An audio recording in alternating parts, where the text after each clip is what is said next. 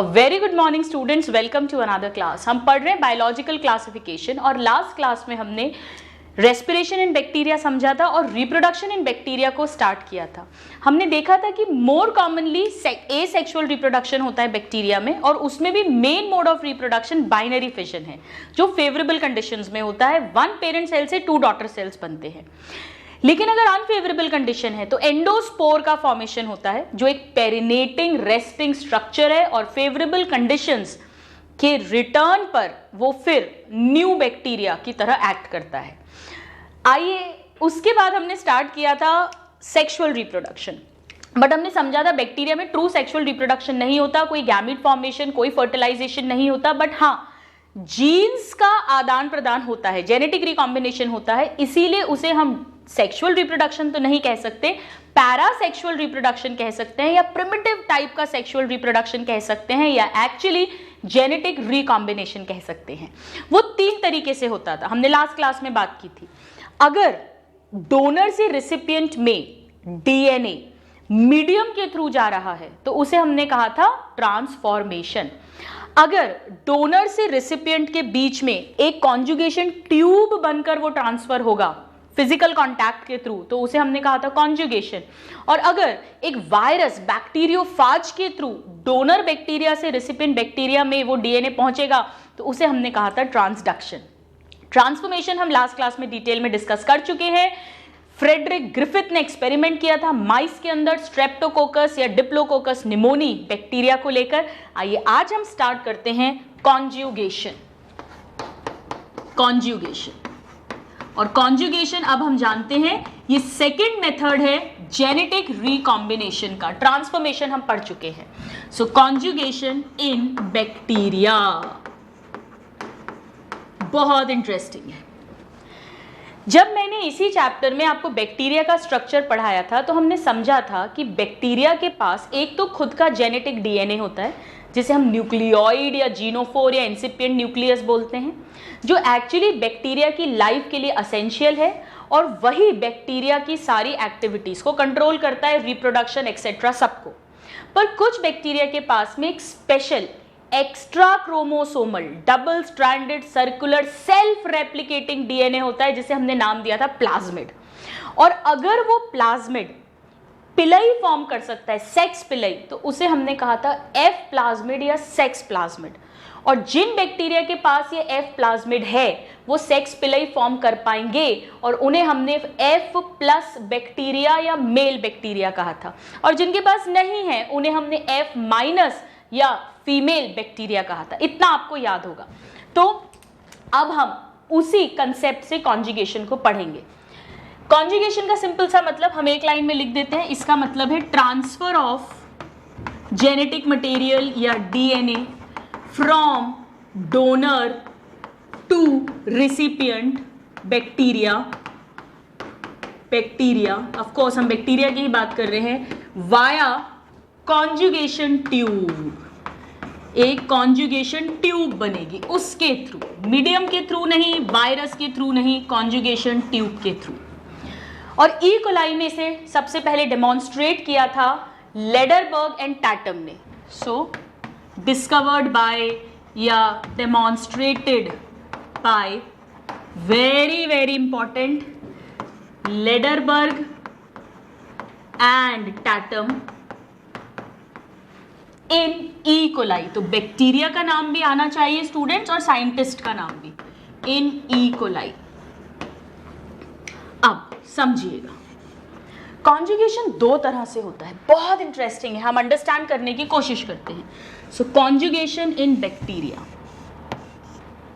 First situation, यहां पर क्या हुआ, हमने पढ़ा था कि जो प्लाज्मिड है वो या तो फ्री फॉर्म में रहता है या वो बैक्टीरिया के जो जेनेटिक डीएनए है उसके साथ अटैच होकर इंटीग्रेटेड फॉर्म में रह सकता है। वहां हमने उसे एपिजोम नाम दिया था, याद आ रहा है आपको।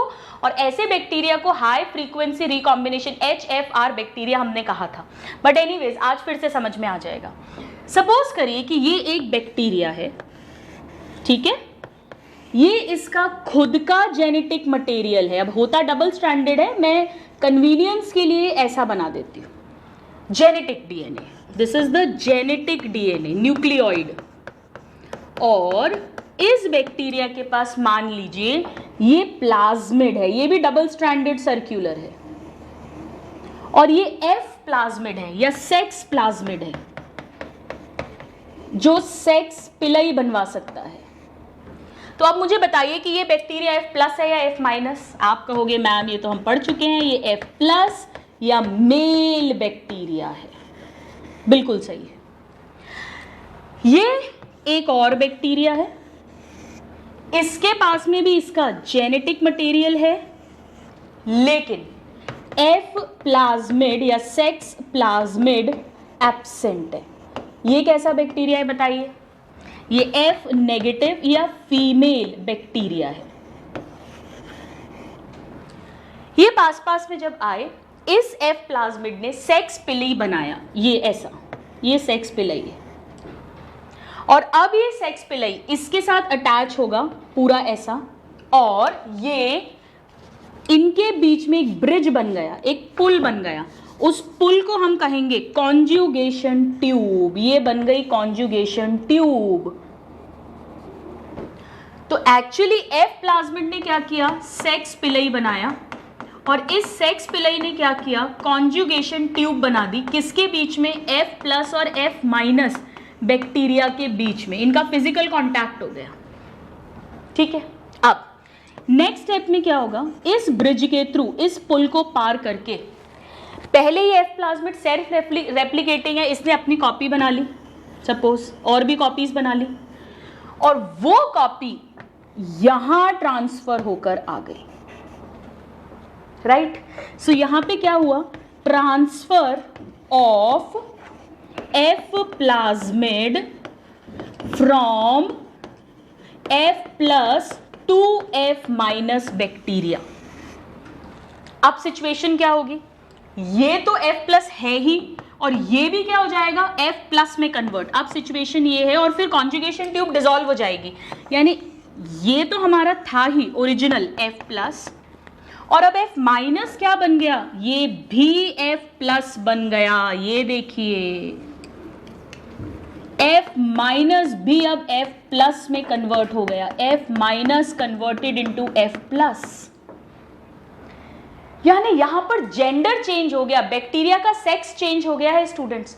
इसे सेक्स डक्शन कहते हैं। तो यहां पर क्या हुआ है? ध्यान दीजिएगा, F minus converted into F plus, that means female converted into male, यानी यहां पर क्या प्रेजेंट है?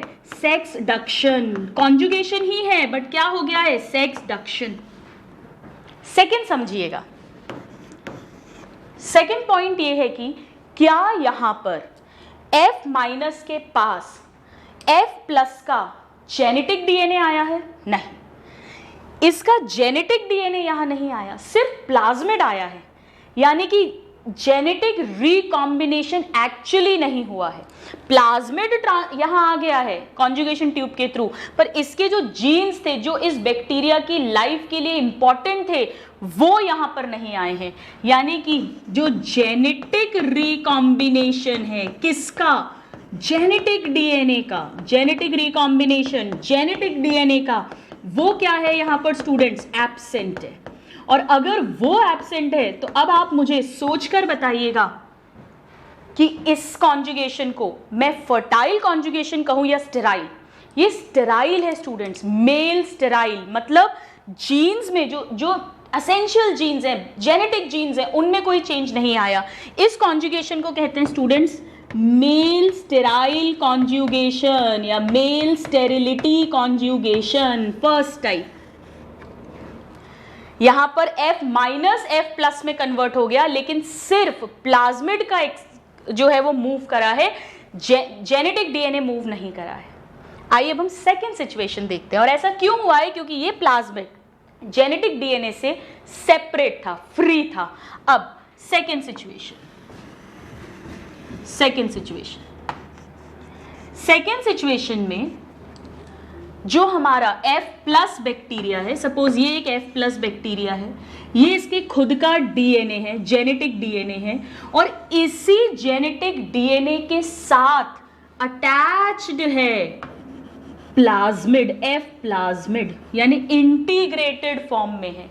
सो इस पूरे स्ट्रक्चर को हम क्या कहते हैं? अगर वो इंटीग्रेटेड फॉर्म में है, दिस इज कॉल्ड एपिजोम।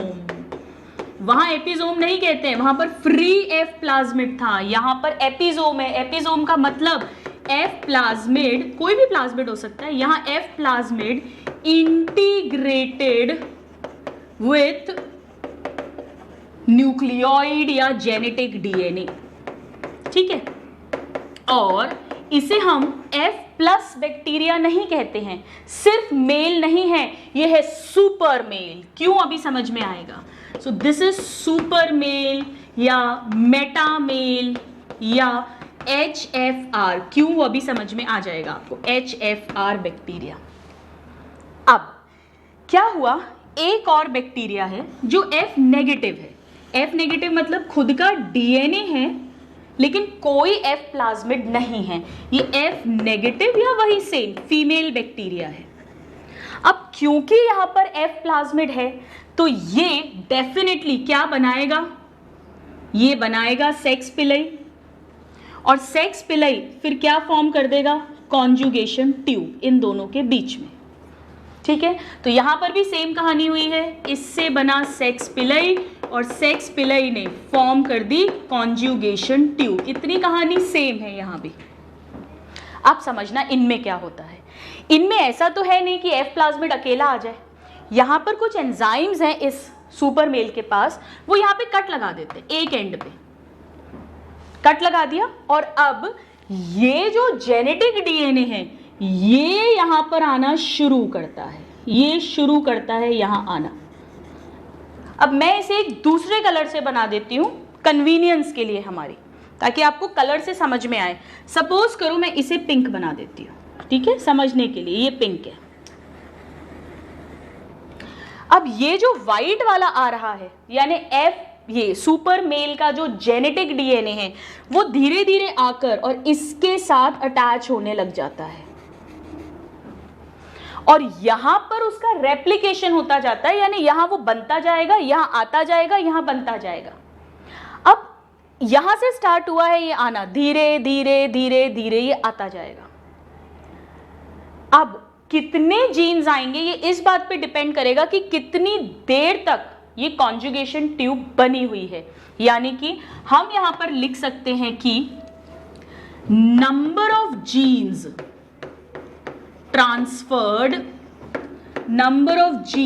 ट्रांसफर्ड किस पे डिपेंड करेगा? Depends on time of contact of bacteria to bacteria. दो बैक्टीरिया कितनी देर तक इस कॉन्जुगेशन ट्यूब से जुड़े रहे, उतने जीन्स यहां आते जाएंगे। और जनरली ऐसा नहीं होता, 90 to 100 मिनट्स लगते हैं पूरा जीनोम यहाँ आने में, वैसा नहीं होता।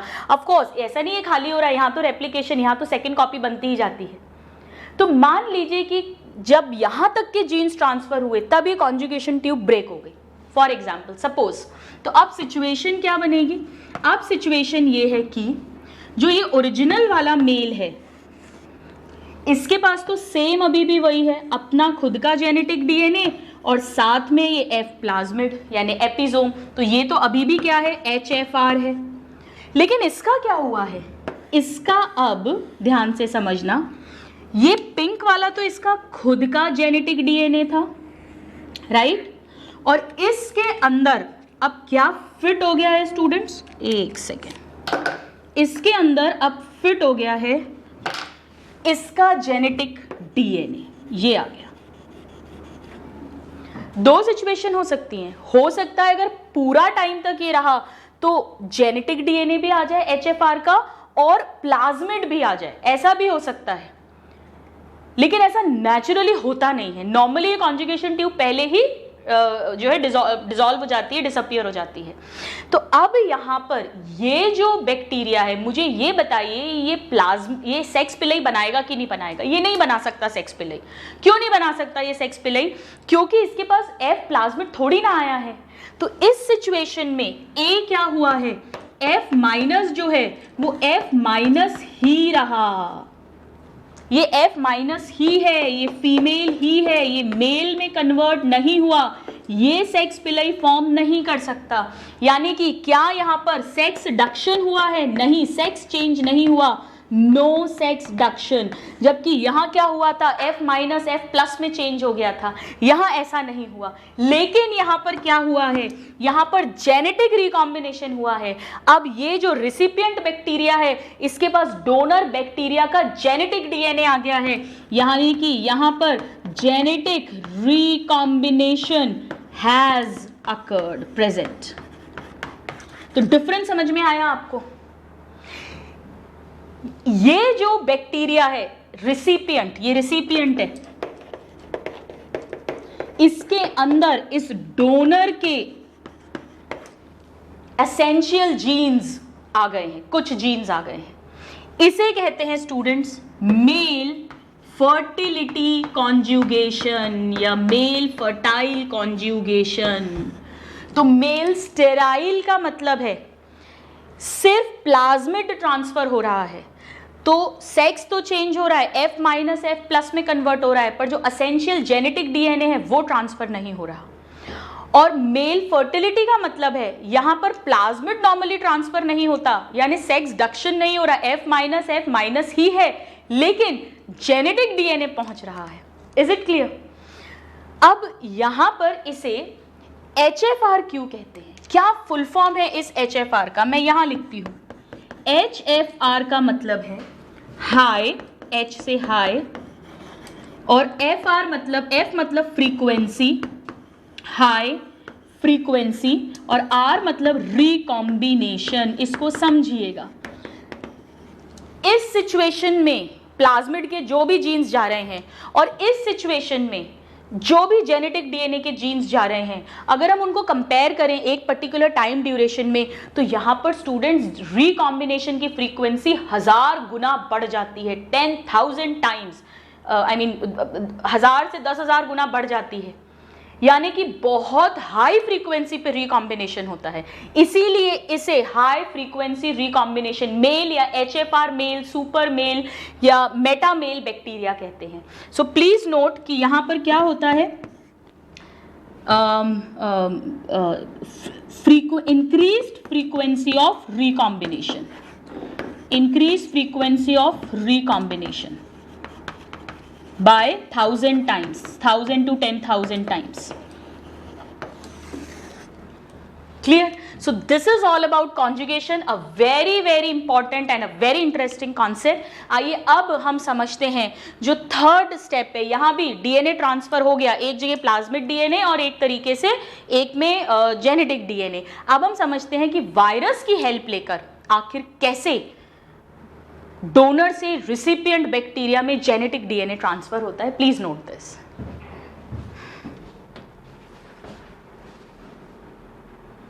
धीरज, ये आ रहा था यहां तक, कैमरे में दिख रहा था? अच्छा, कितना मिटा सकती हूँ वहां से बताना मुझे। ऊपर से देखना, क्लासिफिकेशन दिख रहा है? हाँ, पूरा दिख रहा है? पूरा नहीं दिख रहा। बताइए कहां तक दिख रहा है? टी तक दिख रहा है। ये हटा दो बस। तो बिल्कुल हाँ, देखती हूँ मैं, ट्राई करती हूँ। रुको, इसको फेंक ही दी, इसको बाहर, सॉरी बाद में कर देंगे, इसको हटा देंगे। अभी तो हो जाएगा थोड़ा सा, फिर देखेंगे।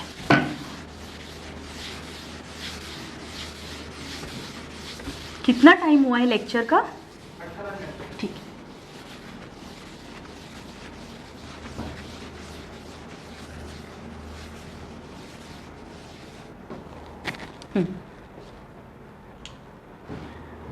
तो आइए स्टूडेंट, अब हम थर्ड मेथड को समझते हैं, and that is transduction. Transduction का मतलब है यहां पर ट्रांसफर होगा जेनेटिक डीएनए का from donor to recipient, but यहाँ हेल्प ली जाएगी वायरस की। ऐसा वायरस जो बैक्टीरिया को इन्फेक्ट करता है और उसे हम सब जानते हैं, कहते हैं बैक्टीरियोफाज या बैक्टीरियोफेज। आइए, फेज का मतलब क्या होता है? खाना, बैक्टीरिया को खाने वाला, इसीलिए बैक्टीरियोफाज। चलो, so now third method of genetic recombination in bacteria, that is transduction. बहुत इंटरेस्टिंग है, समझिएगा। So transduction in bacteria. Now students, पहले इसकी डेफिनेशन लिख लेते हैं quickly. This is transfer of DNA from, बताइए आप ही लिखवाइए, donor to recipient bacteria by, क्या लिखूं, वाया वायरस. कौन सा वायरस का नाम लिखूं, बैक्टीरियोफाज.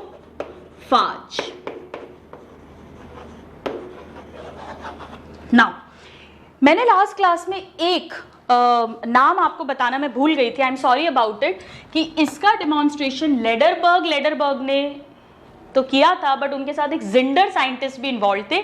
हम उनके कंट्रीब्यूशन को भूल नहीं सकते हैं. So it was demonstrated by Lederberg and Zinder. तो प्लीज आप उस क्लास के नोट्स में भी अपनी ये चीज ऐड कर लेना.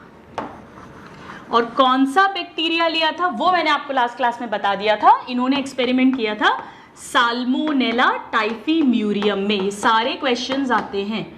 टाइफीम्यूरियम, बताइए मैंने कैपिटल टी का स्मॉल टी क्यों किया? वो स्पीशीज है ना, स्पीशीज स्मॉल से स्टार्ट होती है. द लिविंग वर्ल्ड में पढ़ा है ना, बाइनोमियल नॉमेनक्लेचर. चलो अब ट्रांसडक्शन में क्या होता है समझना, बहुत इंटरेस्टिंग है. मैं बना रही हूं पहले एक वायरस. ये हमें पता है वायरस में एक प्रोटीन का कोट होता है. ये सपोज प्रोटीन का कोट है, ठीक है. इसमें एक हेड पार्ट होता है और एक टेल पार्ट होता है. बायोलॉजिकल ये हम वायरसेस में पढ़ेंगे भी. और ये मान लीजिए कि उसका डीएनए है. अब डबल स्ट्रैंडेड डीएनए है, मैं ऐसे बना देती हूँ कंफर्ट के लिए, ताकि हम अच्छे से इजीली शो कर सकें. ये एक वायरस है, और ये कैसा वायरस है जो बैक्टीरिया को अटैक करता है. यानी ये मैंने बनाया है बैक्टीरियोफेज वायरस. बैक्टीरियोफेज वायरस बनाया है मैंने. अब ये अटैक करेगा किसी एक बैक्टीरिया को. सपोज करो ये वो बैक्टीरिया है, ठीक है. उन्होंने साल्मोनेला लिया था, और इस साल्मोनेला की सेल वॉल होगी, सेल मेम्ब्रेन है, सब कुछ जो बैक्टीरिया में होता है. और ये मैं वाइट कलर से इसका जेनेटिक डीएनए बना रही हूँ. वही डबल स्ट्रैंडेड सर्कुलर डीएनए ये बना दिया मैंने. ये इसका जीनोम है या न्यूक्लियोइड है, किसका, बैक्टीरिया का. ये बैक्टीरिया है.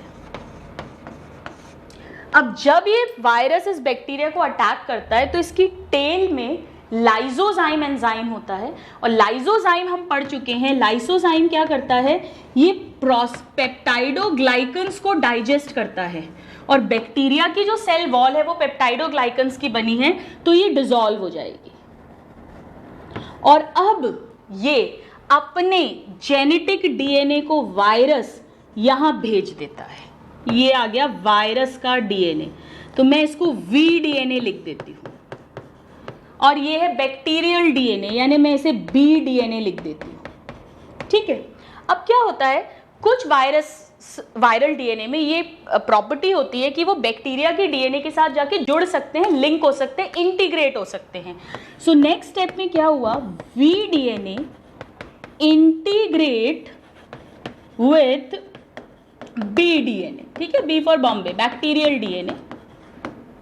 और इंटीग्रेट होने के बाद में ये रेप्लिकेट भी करते हैं. जैसे जैसे बैक्टीरियल डीएनए कॉपीज बनाएगा, वायरल डीएनए की कॉपी भी बनेगी. सो सेकेंड स्टेप है कि V DNA integrates and replicates with B DNA, ठीक है, without harming the bacteria. So no harm to bacteria. Bacteria को किल नहीं कर रहा है ये, ठीक है. यानी अभी सिचुएशन क्या है कि ये बैक्टीरिया है सपोज, ठीक है. ये बैक्टीरियल डीएनए है, बीडीएनए, और इसके साथ ये वायरल डीएनए जुड़ गया है और उसकी भी कॉपीज बनती जा रही हैं. बट बैक्टीरिया को कोई हार्म नहीं हुआ, ये अटैच हो गया यहाँ जाके, ठीक है.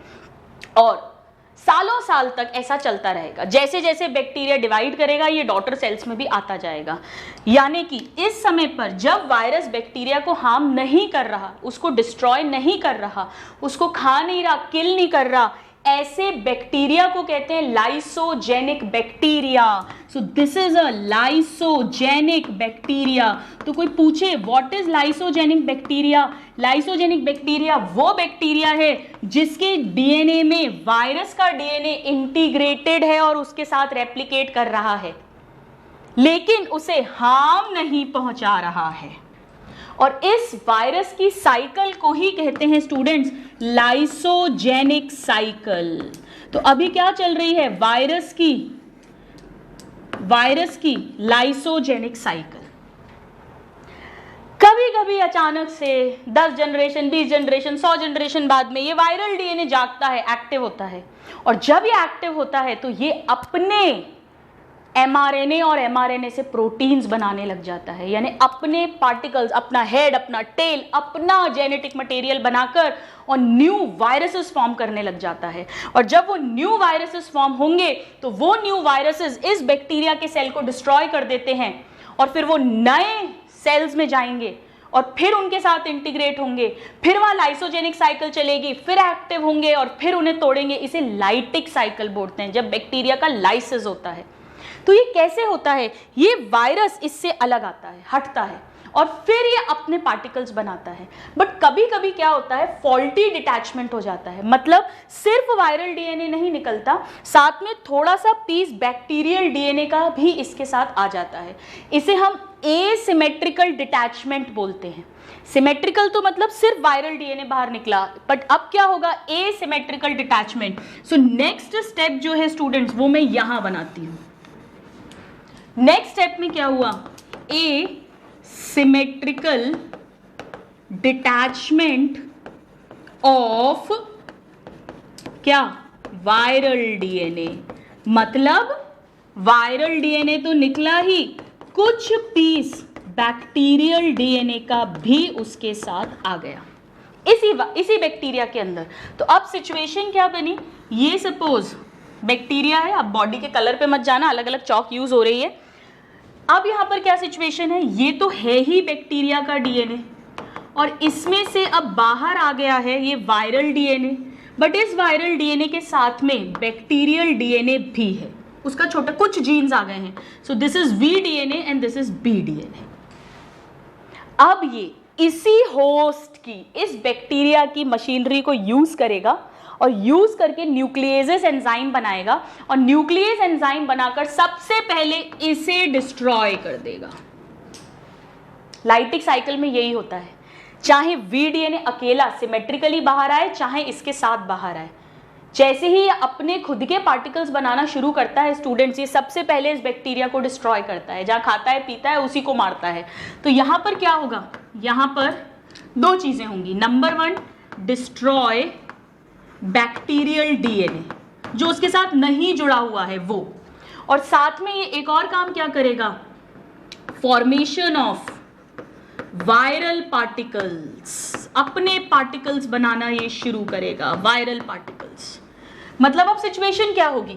इसी होस्ट की मशीनरी को यूज कर रहा है स्टूडेंट्स। इसका डीएनए तो खत्म कर दिया, इसका डीएनए खत्म हो गया, यानी अभी बैक्टीरिया ज्यादा दिन जिंदा नहीं रह सकता है। अब इसने इसकी मशीनरी को यूज कर कर अपने हेड बना लिए खूब सारे, ये हेड बना लिए, खूब सारी अपनी टेल बना ली और अपना डीएनए रेप्लिकेट किया।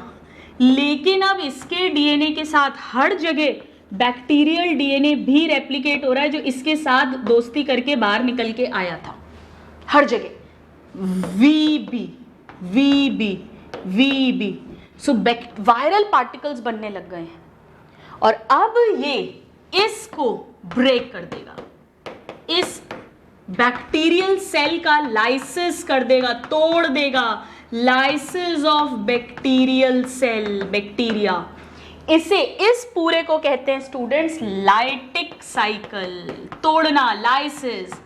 जब वायरल डीएनए बैक्टीरियल डीएनए के साथ जुड़ा हुआ था, रेप्लिकेट कर रहा था, पर और वायरस नहीं बना रहा था, बैक्टीरिया को डैमेज नहीं कर रहा था, उसे नुकसान नहीं पहुंचा रहा था, उसे लाइसोजेनिक साइकिल बोलते हैं। बट जैसे ही वो उसे एक्टिव होकर वायरसेस बनाकर उसे तोड़ता है, उसे लाइटिक साइकिल बोलते हैं। ये नॉर्मल लाइटिक साइकिल भी हो सकती है जहां पे सिर्फ वायरस के अंदर वायरस का डीएनए आएगा या बैक्टीरियल डीएनए भी आ गया है। इस वायरस को अब क्या कहेंगे? पहले इसने लाइसिस किया, लाइसिस करने के बाद में अब ये अपने सब पार्ट्स को जोड़ेगा। भाई कॉलर बन गई, स्लीव्स बन गई, अब पॉकेट बन गई, अब इन सब पार्ट्स को जोड़ना है ताकि शर्ट बन जाए। इसे कहते हैं असेंबली ऑफ, जोड़ेंगे असेंबली ऑफ वायरल पार्ट्स। और जब वायरल पार्ट्स की असेंबली हुई, बैक्टीरिया तो अब टूट चुका है, तो अब हमारे पास बहुत सारे बैक्टीरियोफेज बन गए हैं। मैं 2 बना देती हूं, और इनके अंदर वायरल डीएनए है और उस वायरल डीएनए के साथ बैक्टीरियल डीएनए का भी कुछ पार्ट आ चुका है। इस तरह के बैक्टीरियोफेज को, ये जो बैक्टीरियोफेज है अब ये अब ट्रांसडक्शन कर सकता है। मतलब ये जब अब किसी नए बैक्टीरिया के पास जाएगा, उसे अटैक करेगा और उसमें अपना डीएनए भेजेगा, तो ये खुद का डीएनए तो भेजेगा, साथ में किसी डोनर बैक्टीरिया का भी डीएनए लेकर आया है, यानी अब ये ट्रांसडक्शन कराएगा। तो इसे कहते हैं स्टूडेंट्स ट्रांसड्यूसिंग फाज। अब ये बन गया ट्रांसड्यूसिंग फेज या फाज। वेरी वेरी इंटरेस्टिंग, क्योंकि इसके पास में अब किसी डोनर बैक्टीरिया का डीएनए भी है। इतना समझ आया? अच्छा, यहाँ एक चीज और लिख लेते हैं, यहां ध्यान दीजिएगा। ये जो बनता है ना, जब वायरल डीएनए बैक्टीरियल डीएनए के साथ जुड़ता है, इसे कहते हैं स्टूडेंट्स प्रोवायरस या प्रोफेज। प्रोफेज, देखो डिफरेंस है। जब बैक्टीरिया के जेनेटिक डीएनए के साथ प्लाज्मिड जुड़ा था तो हमने उसे एपिजोम कहा था, और जब बैक्टीरिया के डीएनए के साथ वायरस का डीएनए जुड़ता है तो हम उसे प्रोफेज बोलते हैं। ये सब क्वेश्चंस पूछे जाते हैं। आ रहा है मजा? अब क्या होगा? अब ये ट्रांसड्यूसिंग फाज तैयार हो गया बनके। अब इसने किसी दूसरे बैक्टीरिया को इन्फेक्ट किया। सो लेट अस सपोज इसने किसी इस बैक्टीरिया को इन्फेक्ट किया। ये अब रिसिपिएंट है, रिसिपिएंट बैक्टीरिया। पहला वाला क्या बन गया? अब डोनर बन गया। और अब फिर से ये अटैच हुआ, ठीक है। इसके पास खुद का डीएनए है जिसके साथ बैक्टीरियल डीएनए जुड़ा हुआ है। फिर से लाइसोजाइम एंजाइम ये डिग्रेड करा। अच्छा, इस बैक्टीरिया का ये सपोज इसका डीएनए है, खुद का डीएनए, रिसिपिएंट का डीएनए है। अब क्या होगा? ये अंदर आए। क्या क्या अंदर आया है? वायरस का डीएनए और डोनर वाले बैक्टीरिया का डीएनए। ये इसके साथ अब फिर इंटीग्रेट करेगा। इंटीग्रेट करेगा तो अब मुझे बताइए कि क्या सिचुएशन बनेगी। अब जो सिचुएशन बनी, इस बैक्टीरिया का खुद का डीएनए ये रहा, इसके अंदर कुछ पार्ट वायरस का डीएनए और कुछ जीन्स आ गए दूसरे बैक्टीरिया के। हो गया जेनेटिक रिकॉम्बिनेशन। डोनर बैक्टीरिया से रिसिपिएंट बैक्टीरिया के अंदर कुछ जेनेटिक डीएनए आ गया with the help of bacteriophage. This is what we call transduction. यहां पर स्टूडेंट्स ये जो डीएनए है जो इस रिसिपिएंट का खुद का है, खुद का इसी के अंदर का, इसे कहते हैं एंडोजीनोड। एंडोजीनोड ये रिसिपिएंट का। और इसके पास जो बाहर से डोनर का डीएनए आया है इसे कहते हैं एक्सोजीनोड। और ये जो पूरा स्ट्रक्चर बना है जिसमें एंडोजीनोड भी है, एक्सोजीनोड बाहर से आने वाला डीएनए भी है, इस पूरे स्ट्रक्चर को कहते हैं स्टूडेंट्स मीरो। मीरो मींस बीच का, सो मीरोजीनोड या पार्शियल जाइगोट। Partial zygote. सारे क्वेश्चंस हैं। प्रोफेज, प्रोवायरस क्या है, एपिजोम क्या है, ट्रांसड्यूसिंग फाज क्या है, और इस तरह से जेनेटिक रिकॉम्बिनेशन हो गया। यहां ध्यान रखिए, मैं बताना भूल गई आपको, जब हमने कॉन्जुगेशन पढ़ा था वहां जब हमने HFR वाली कंडीशन पढ़ी थी, वहां क्या हुआ था, जैसे ये ई कोलाई है सपोज, सो ई कोलाई में क्या हुआ था कि F नेगेटिव वाला जो ई कोलाई था उसके पास खुद का जेनेटिक मटेरियल था ये, और उसके जेनेटिक मटेरियल में HFR वाले का भी कुछ जेनेटिक मटेरियल आ गया था। वहां पर भी इसके खुद के जेनेटिक मटेरियल को एंडोजीनोट कहेंगे, HFR वाला का जो जेनेटिक मटेरियल आया है उसको जो है एक्सोजीनोट कहेंगे, बाहर से आया है, और इस पूरे को मीरोजीनोट या पार्शियल जाइगोट कहेंगे। तो ये कॉमन पॉइंट है, राइट। सो इसे मैं यहां हटा देती हूँ, समझना बहुत आसान है। जो भी रिसिपिएंट का खुद का है, अंदर का खुद का, वो एंडो, जो बाहर से आ रहा है एक्सो, कुल मिलाकर जो बना वो मीरो या पार्शियल जाइगोट, राइट। तो ये कॉन्जुगेशन में एक बार ऐड कर लेना, वो नामकरण कर लेना, एंडोजीनोट, एक्सोजीनोट, मीरोजीनोट। तो इस तरह से ट्रांसडक्शन हो गया। Very, very interesting. From donor to recipient by means of virus. So please note this, and then we'll move on to the next topic. So students, तीनों methods of genetic recombination bacteria आने चाहिए। Transformation, conjugation, transduction, तीनों के scientist और किन bacteria में उन्हें demonstrate किया गया था, this is very very important. So with this we complete the reproduction in bacteria. So हमने बैक्टीरिया में बैक्टीरिया के कैरेक्टरिस्टिक फीचर्स को देखा, हमने बैक्टीरिया में न्यूट्रिशन के बारे में बात की, हमने बैक्टीरिया का रेस्पिरेशन देखा, और हमने बैक्टीरिया में रिप्रोडक्शन को देखा। इसे ही पैरासेक्सुअल रिप्रोडक्शन भी बोल सकते हैं, क्योंकि ये ट्रू सेक्सुअल नहीं है, it is parallel to sexual reproduction. Genetic recombination हो रहा है, डीएनए का एक्सचेंज हो रहा है, क्योंकि from one donor bacteria to another recipient bacteria. अब स्टूडेंट्स हमें इसके बाद में बैक्टीरिया की इकोनॉमिक इंपॉर्टेंस पढ़नी होती है, यानी कि उसके हार्मफुल इफेक्ट्स क्या हैं और उसके बेनिफिट्स क्या हैं।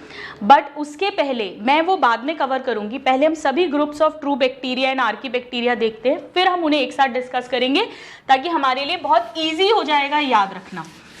बहुत सारे बैक्टीरिया हैं स्टूडेंट्स जो डिजीज कॉज करते हैं, हमने बहुत सारे पढ़े हैं, जैसे टीबी माइकोबैक्टीरियम ट्यूबरकुलोसिस बैक्टीरिया से होती है, लेप्रेसी कुष्ठ रोग माइकोबैक्टीरियम लेप्री से होता है, डिप्थीरिया बैक्टीरिया से होता है, प्लेग बैक्टीरिया से होता है, निमोनिया बैक्टीरिया से होता है, सो मेनी डिजीजेस। बहुत सारे यूजफुल बैक्टीरिया है, जैसे दही जो बनता है लैक्टोबैसिलस, वो बैक्टीरिया से बनता है। बहुत जगह पर बैक्टीरिया यूज होता है, नाइट्रोजन फिक्सेशन में बैक्टीरिया बहुत अच्छा काम करता है। So there are many positives and many negatives of bacteria, but हम उसे बाद में लेंगे। आज मैं ट्रू बैक्टीरिया, यू बैक्टीरिया का बहुत इंपॉर्टेंट ग्रुप स्टार्ट कर रही हूं, एंड दैट इज साइनोबैक्टीरिया, जिसे हम कहते हैं blue green algae. Blue green algae, one of the group of true bacteria. हमें माइकोप्लाज्मा पढ़ना है, रिकेचिया, एक्टिनोमाइसीटीज ये पढ़ना है, आर्की बैक्टीरिया पढ़ना है, और फिर हम प्रोटेस्टा पर जाएंगे। नाउ इसका नाम में ध्यान से देखो, ब्लू ग्रीन एल्गी। आज की तारीख में हम जानते हैं कि एल्गी जो है वो किस में आता है students, brown algae, red algae, ये प्लांटी किंगडम में आते हैं, ये यूकैरियोटिक होते हैं, जबकि ये प्रोकैरियोटिक है। तो जब टू किंगडम क्लासिफिकेशन था उसमें इसे एल्गी के अंडर प्लेस किया था। एल्गी की क्लास साइनोफाइसी या मिक्सोफाइसी में। क्या मतलब है हम समझते हैं। So in two kingdom classification, two kingdom, जब प्लांटी और एनिमेलिया दो ही किंगडम्स दिए थे classification, they were placed under, मैं क्लास का नाम लिख रही हूं, अंडर मिक्सोफाइसी। अभी सब याद हो जाएगा, रटना नहीं पड़ेगा। Phyceae, phyceae, myxophyceae and cyanophyceae, cyanophyceae class of algae. समझना क्यों। मिक्सो का मतलब क्या होता है स्टूडेंट्स, मिक्सो का मतलब होता है स्लाइमी, चिपचिपा। इनके चारों तरफ, साइनोबैक्टीरिया के चारों तरफ एक म्यूसिलेजिनस चिपचिपी स्लाइमी लेयर होती है, इसीलिए इन्हें मिक्सो वर्ड दिया गया, उस क्लास में रखा गया जिसमें स्लाइमी कवरिंग वाले ऑर्गेनिजम्स हैं। और फाइसी हम यूज करते हैं एल्गी के लिए, सो मिक्सोफाइसी। ब्लू कलर के दिख रहे थे, ब्लू जैसे, तो साइनो मतलब ब्लू और फाइसी अगेन मतलब एल्गी, बट बाद में पता चला था ये प्रोकैरियोटिक है और फिर इनका सेल स्ट्रक्चर भी प्रोकैरियोट की तरह, फिर इन्हें बैक्टीरिया में प्लेस किया गया था। सो इन 5 किंगडम क्लासिफिकेशन, बताइए किन्होंने दिया था 5 kingdom classification? Very good, Whittaker ने। कब दिया था? 1969 में। In 5 kingdom classification placed under, क्या लिखूं बताइए, क्या पढ़ रहे हो? मोनेरा, किंगडम मोनेरा इसमें, वरना प्लांटी किंगडम एल्गी की क्लास में इसको इंक्लूड किया गया था। तो साइनोबैक्टीरिया को मिक्सोफाइसी या साइनोफाइसी भी कहते हैं। अब इसका नाम और क्या नाम है? साइनोबैक्टीरिया। अब बैक्टीरिया कहेंगे, पहले साइनोफाइसी बोलते थे, और इसे ब्लू ग्रीन एल्गी भी बोलते हैं। नाम से समझ में आ रहा है इसमें कुछ पिगमेंट्स मिलने वाले हैं जो इसको ब्लू या ग्रीन कलर देते हैं। बट स्टूडेंट्स, सभी साइनोबैक्टीरिया ब्लू ग्रीन कलर के नहीं होते हैं, कुछ रेड कलर के भी होते हैं। जैसे जो रेड सी है, लाल समुद्र, उसका रेड कलर ही एक साइनोबैक्टीरिया के कारण है जो रेड कलर का है। सो यहां पर मैं लिख देती हूं, blue green algae also called, ऐसा लिखते हैं, also known as blue green algae, blue green algae. But ये एल्गी नहीं है, ये क्या है? बैक्टीरिया है, ट्रू बैक्टीरिया का ही एक ग्रुप है। नाउ सभी ब्लू ग्रीन कलर के नहीं है, तो यहां पे बहुत इंपॉर्टेंट क्वेश्चन है, red colour of Red Sea is imparted by cyanobacteria, very very important. Now ये जो साइनोबैक्टीरिया है स्टूडेंट्स, इसकी एक बड़ी इंटरेस्टिंग, बहुत ही इंटरेस्टिंग फीचर है कि एवोल्यूशन चैप्टर में मैं आपको पढ़ाऊंगी 12th क्लास में, कि जब अर्थ पे लाइफ फॉर्म हुई थी तो उस समय पर फ्री ऑक्सीजन नहीं था, मॉलिक्यूलर ऑक्सीजन O2 एटमॉस्फेयर में नहीं था। उस समय का एनवायरनमेंट जो था वो ऑक्सीडाइजिंग नहीं, रिड्यूसिंग टाइप का था। सबसे पहला ऑर्गेनिज्म जो इवॉल्व हुआ, साइनोबैक्टीरिया, उसने वाटर को यूज करना शुरू किया फोटोसिंथेसिस की रिएक्शन में, और वाटर में से हाइड्रोजन तो वो CO2 को दे देता है ताकि कार्बोहाइड्रेट बन जाए C6H12O6, और ऑक्सीजन फ्री रिलीज हो जाती है। तो इसके पहले तक जितने बैक्टीरिया इवॉल्व हुए वो या तो हेट्रोट्रॉफिक थे या एनऑक्सीजेनिक फोटोसिंथेसिस करते थे। याद है आपको, मैंने आपको पढ़ाया था लास्ट दो क्लास के पहले, 2 लेक्चर के पहले, जहां मैंने न्यूट्रिशन इन बैक्टीरिया बताया था, वहां पर आपको पर्पल सल्फर और ग्रीन सल्फर बैक्टीरिया पढ़ाया था जो H2S या थायोसल्फेट्स को हाइड्रोजन या इलेक्ट्रॉन डोनर की तरह यूज करते हैं और सल्फर रिलीज कर रहे थे एनवायरनमेंट में, ऑक्सीजन नहीं कर रहे थे।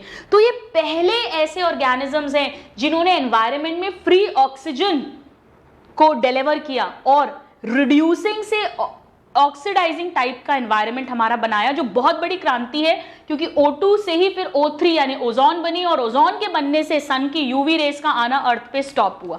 सो यहां पर मैं लिखती हूं, first organisms to release free oxygen या मॉलिक्यूलर ऑक्सीजन इनटू एनवायरनमेंट, यानी कि ये फर्स्ट ऑर्गेनिजम्स थे जिन्होंने ऑक्सीजेनिक फोटोसिंथेसिस परफॉर्म किया। So they were the first organisms to perform oxygenic photosynthesis. इसके पहले जितने भी फोटो ऑटोट्रॉफ्स थे, फोटोसिंथेसिस होता था बैक्टीरिया के द्वारा, वो सारा का सारा एनऑक्सीजेनिक था, ऑक्सीजन नहीं निकलती थी। यानी कि हम क्या कह सकते हैं, that they converted reducing environment of earth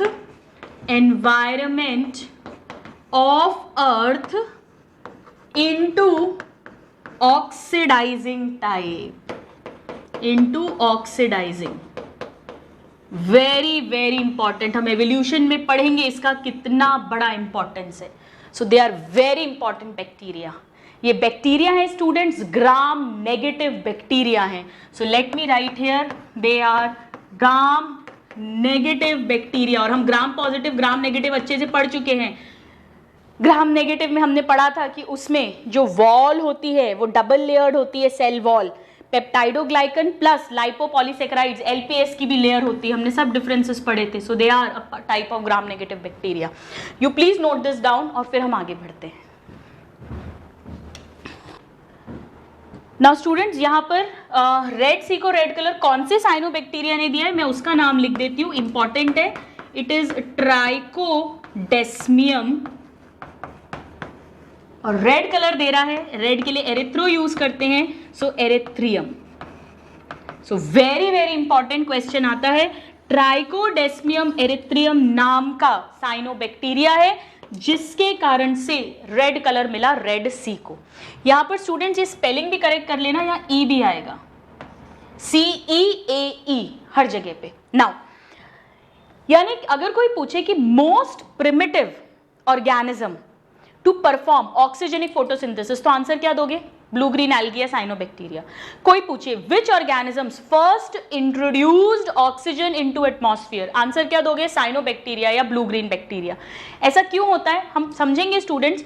हम फोटोसिंथेसिस इन प्लांट्स पढ़ चुके हैं, उसमें मैंने आपको समझाया था कि बैक्टीरिया जो है पर्पल सल्फर, ग्रीन सल्फर, उनमें सिर्फ वन फोटो सिस्टम होता है जिसमें वाटर की स्प्लिटिंग नहीं होती है, जबकि साइनोबैक्टीरिया में हायर प्लांट्स की तरह 2 फोटो सिस्टम्स होते हैं जिसमें से फोटो सिस्टम 2 में वाटर की स्प्लिटिंग हो सकती है। ऐसे एंजाइम्स हैं, वाटर की स्प्लिटिंग होगी तो ऑक्सीजन रिलीज होगा। तो ये क्यों ऑक्सीजन रिलीज कर पाते हैं? क्योंकि यहाँ पर PS1 एंड PS2 दोनों हैं, यानी 2 फोटो सिस्टम है और ये 2 सेकेंड वाला फोटो सिस्टम रिस्पॉन्सिबल होता है वाटर के स्प्लिटिंग के लिए, यानी ऑक्सीजन के रिलीज के लिए।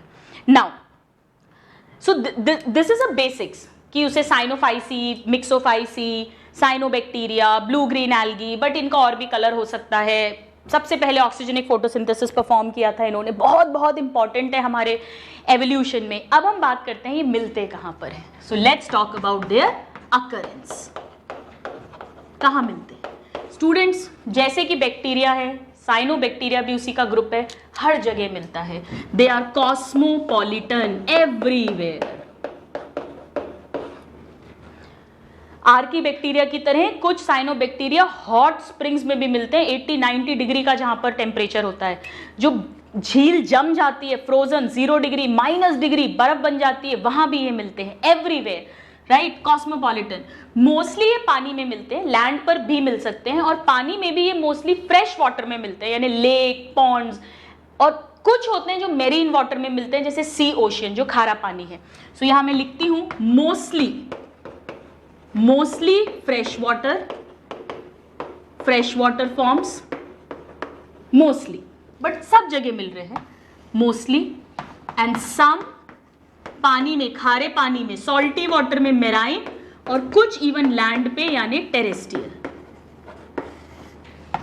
कुछ फ्रोजन लेक्स में भी मिलते हैं सब जगह, और कुछ हॉट वाटर स्प्रिंग्स में भी मिलते हैं।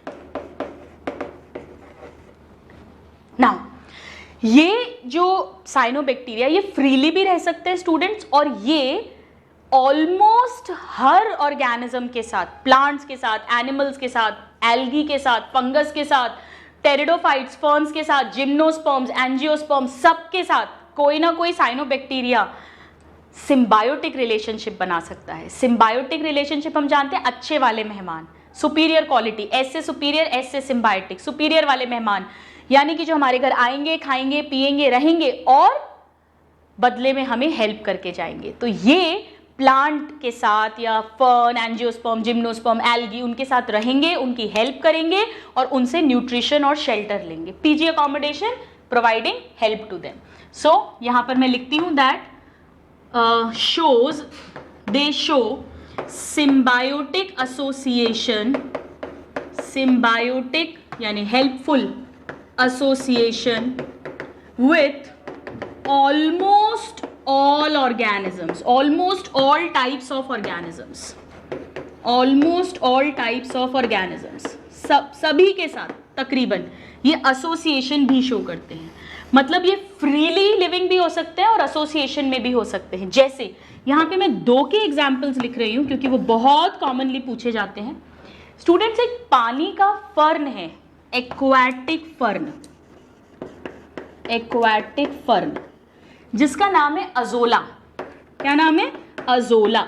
ये फर्न टेरिडोफाइट का नाम है। इसकी जो पत्तियां हैं, लीव्स है, उनके साथ एक साइनोबैक्टीरिया रहता है जिसका नाम है एनाबीना अजोले। जीनस है एनाबीना और स्पीशीज हमने दे दिया नाम अजोले क्योंकि वो किसके साथ मिलेगा? अजोला प्लांट के साथ। ये इनके साथ रहता है, खाता है, पीता है और नाइट्रोजन फिक्सेशन में हेल्प करता है। कैसे हम देखेंगे। ऐसे ही स्टूडेंट्स एक प्लांट है, एक ये तो टेरिडोफाइट है, एक जिम्नोस्पर्म होता है cycas. Cycas, this is a gymnosperm, right? Gymnosperm. इसकी जो रूट्स हैं, जड़ें, जिन्हें कोरालॉइड रूट्स कहते हैं, कोरालॉइड रूट्स। पूछते हैं स्टूडेंट साइकस की रूट्स कैसी हैं? कोरालॉइड रूट्स। उनके साथ भी एक साइनोबैक्टीरिया रहता है। जीनस वही है एनाबिना, पर उसको नाम साइकेडी दे दिया क्योंकि साइकस की रूट्स के साथ है। सो एनाबिना, एनाबिना साइकेडी, साइकेडी।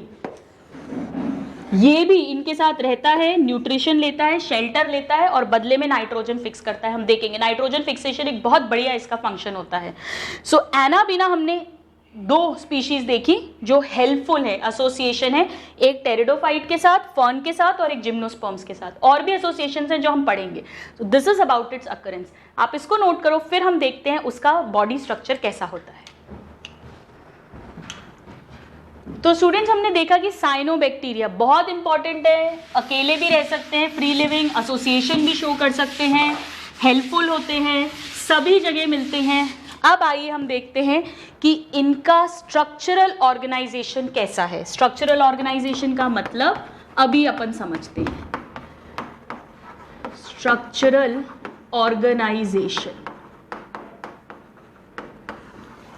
मतलब ये सिंगल सेल्ड है या मल्टी सेल्यूलर है। अब आप कहोगे कि मैम मल्टी सेल्यूलर तो हो नहीं सकते ना, क्योंकि सारे प्रोकैरियोट, सभी बैक्टीरिया यूनिसेल्यूलर है। आप बिल्कुल सही कह रहे हो। समझना, या तो ये यूनिसेल्यूलर है, यूनिसेल्यूलर ही है, एक साइनोबैक्टीरिया एक ही सेल का बना है और वो अकेला एक ही फॉर्म में, एक ही अकेला रहता है, किसी के साथ अटैच होके या फ्री लिविंग। लेकिन सपोज करिए कि कुछ ऐसे साइनोबैक्टीरिया हैं, एक ही साइनोबैक्टीरिया है, लेकिन वो हमेशा एक धागे के रूप में, एक माला के रूप में, एक चेन बनाकर रहते हैं, कुछ इस तरह से। जैसे सपोज ये एक साइनोबैक्टीरिया है, ये एक और साइनोबैक्टीरिया है, एक और, राइट? इस तरह से ये ऐसे ही मिलेंगे। इनका सबका अपना न्यूक्लियोइड होगा, प्लाज्मा मेम्ब्रेन, सेल वॉल, और इनके चारों तरफ चिपचिपी स्लाइमी लेयर है, लाइक दिस। तो मैं इसको ऐसे बना देती हूँ, म्यूसिलेजिनस शीट। तभी तो इसे मिक्सोफाइसी में रखा था। ये रही पूरी वो चिपचिपी वाली शीट, लाइक दिस। ये कैसे है स्टूडेंट्स? है तो यूनिसेल्यूलर, पर ये हमेशा ऐसे ही मिलेंगे। तो दूर से देखने पे ये कैसा लग रहा है? एक धागे की तरह, एक फिलामेंट की तरह। तो इस फॉर्म को हम क्या कहेंगे? Filamentous form, right? फिलामेंटस। तो फिलामेंटस साइनोबैक्टीरिया का मतलब एक एक बैक्टीरिया तो सिंगल सेल्ड ही है, लेकिन वो हमेशा फिलामेंट की तरह मिलते हैं। ये जो फिलामेंट है, ऑफ कोर्स इसका सब न्यूक्लियोइड वगैरह सब कुछ होगा, साइटोप्लाज्म सब होगा। इस पूरे फिलामेंट को ट्राइकोम कहते हैं। So let me write here, filament is known as trichome. तो व्हाट इज ट्राइकोम? ट्राइकोम का मतलब है साइनोबैक्टीरिया का जो फिलामेंट होता है उसे ही हम ट्राइकोम कहते हैं। ट्राइकोम। तो इसमें ट्राइकोम क्या है? ये पूरा, this entire thing, this is trichome, ये पूरा। और filament is, late me write here, filament is surrounded by, बताइए मैं क्या लिखूं? It is always surrounded by a slimy layer which is called mucilaginous sheath. Mucopolysaccharide और प्रोटीन्स यानी म्यूकोपॉलीपेप्टाइड्स की बनी होती है। सो दिस इज म्यूसिलेजिनस शीथ। जैसा अभी मैंने आपको एग्जाम्पल बताया ना, एनाबीना, वो इसी कैटेगरी का है, वो ऐसे ही मिलता है, एनाबीना या नॉस्टॉक हम पढ़ेंगे, या ऑसिलेटोरिया, तीनों नाम रटे होने चाहिए, ऑसिलेटोरिया। ये सब फिलामेंटस ब्लू ग्रीन एल्गी या फिलामेंटस साइनोबैक्टीरिया है। जबकि यूनिसेल्युलर की अगर हम बात करें स्टूडेंट्स, तो इसमें एग्जाम्पल है एक एनासिस्टिस। एनासिस्टिस, हालांकि एनासिस्टिस कभी कभी दो चार के ग्रुप्स में भी मिलता है, बट हमें याद यही रखना है आपके लेवल पर। और एक बड़ा इंपॉर्टेंट एग्जाम्पल है स्टूडेंट्स इसमें स्पाइरुलिना, वेरी वेरी इंपॉर्टेंट। क्यों? क्योंकि इस साइनोबैक्टीरिया के अंदर इतना बढ़िया प्रोटीन होता है कि अब इसकी टैबलेट्स मार्केट में बनाई जाती हैं। इतना अच्छा प्रोटीन कंटेंट है, अब इसको न्यूट्रिशनल सप्लीमेंट की तरह यूज किया जाता है।